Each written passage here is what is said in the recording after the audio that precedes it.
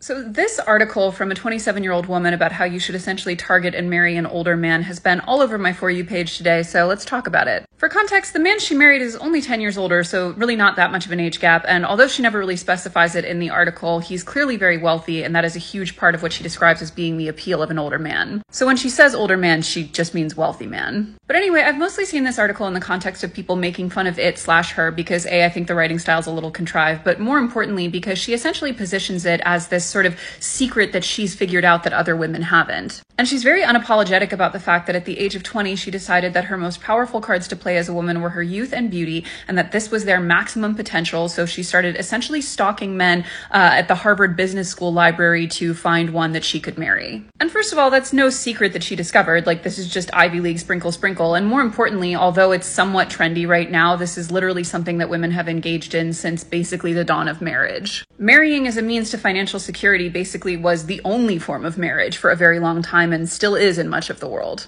But I actually do kind of think she makes some points when she dives into how the modern Western concept of marriage as partnership is kind of a scam. Like, I always say that hetero women should only ever marry a man if he is aggressively additive to her life, because the way our society is positioned is truly to give women the worst of both worlds. Like, we've really conned women into this idea that it's empowering to be an equal partner in a marriage from a financial/professional perspective, while also expecting them to be the primary parent and caregiver and take on the vast majority of domestic labor.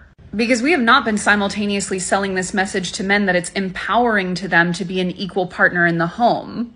This is why women initiate 70% of divorces, why they report much lower happiness levels in marriage than men, and why they report higher happiness levels when they're single. Do I think the idea is to just be a hot 20-year-old and essentially stake out an older wealthy man to marry you? No, that idea obviously doesn't scale even if it did work. And obviously there are very real downfalls to having a man control 100% of your financial life.